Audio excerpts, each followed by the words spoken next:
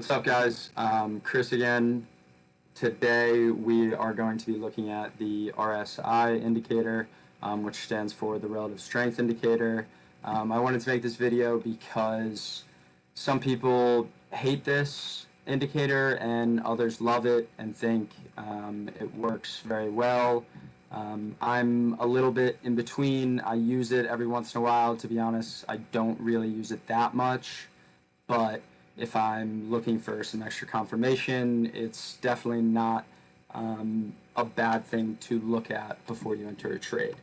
So basically what it is it, as in the name, relative strength indicator, it deals with momentum and it shows you values. It's generally said that if it is above 70, the stock is overbought, and that's where you would say buy puts. And if it's below 30, the stock is oversold or undervalued, and where you would buy calls. I want to say this is not reliable on its own. I have some pictures here that can show you that, for example, here on this Apple graph, we see that it broke below. This line here is 30. You can't see it, but it broke below, and I don't have a line, but that's about here. And you got a little movement up, but we still crashed down. And you can see we came below a bunch of times and we stayed below that 30 level. So like I said, it's not once it's below 30, buy and it'll immediately reverse. But it can be useful, like I said, if you use it along with a couple other things. So like I said, so high RSI, what that means is, I think sometimes people get caught up a little bit in the overbought, oversold. Yes, if it is above 70, it is technically overbought, but it is overbought in terms of the algorithm that calculates relative strength.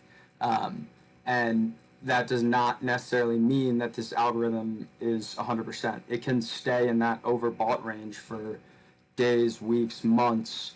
If it really just keeps pumping, like I said before, it's a strength indicator. So if the stock is currently very strong and moving in an uptrend, the RSI is going to be very high, and it could very well stay up there. So to move on to a couple other things, so this indicator is best in a very obvious trend to one direction. Why I say that is because it's a strength indicator, and so if the stock or whatever you're trading is moving very fast to the upside, the RSI is going to be more useful to you because that is what the indicator is made for. It is made to determine the strength of these stocks, and as they are moving, it can give you some insight into what's going to happen. And so when you look at it in terms of that, and I like to look at it on a farther out time frame, it can be a little bit more useful along with supports and resistance. So you can see right here we have a pretty clear overbought on the RSI for Coke, and we do have a pretty big fall down there from, it got all the way up to 47.18, and we came down to 46.20, which isn't a huge move, but you can see that on this, even just zooming out to the 15-minute time frame, it does give a little bit better indication of these market movements. But like I said, it really is best when you have a lot of movement. If you are just having chop like you are right here, this can just be faking you out the whole time. You really have no movement at all, but it goes from, it got all the way up to 81 and then it went down to 39, but you really didn't move much at all. And I mean, especially if you're chopping like this for a couple days, you can see on the RSI, it just really, it gives you no insight to what the stock's going to do. And honestly, it's a lagging indicator, so it's really, in my mind, it's most useful in terms of longer term time frames and looking at positions farther out, or if you are just looking for some confirmation of a trend to see if it is turning around or crossing the midpoint. Some people use the midpoint at 50 for basically crossing from the low to high and breaking to the upside or to the downside. But like I said, this is not just bulletproof on its own, and you need to be careful using it, especially on short time frames. That's why I don't even have it open when I'm looking at a 5-minute. I really only put it up if I'm on a 1 hour or a 4 hour.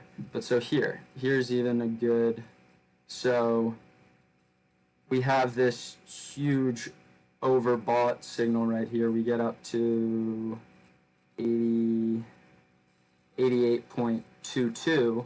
And so, I mean, if you're trying to scalp, yes, that can be useful and you can ride that down, but you just have to know that even right here, it's above there. It doesn't really move down much, and we're already back above that. We broke through there, and the RSI hasn't even gotten back up to there. So, and you can see, like I said, we had a very, very strong move up here, and that's why we have that very high RSI value. And here we are kind of chopping right here in this range, and we did break out a little bit, and you can see we came up, but the RSI isn't as high because it's not as strong.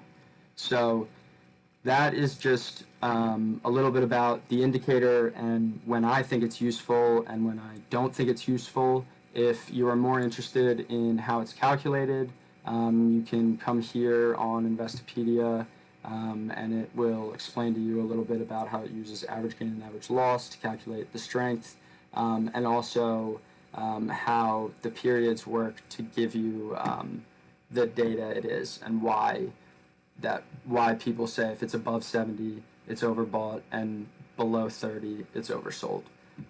So I hope this was useful. As always, you can DM me if you have any questions, and good luck trading.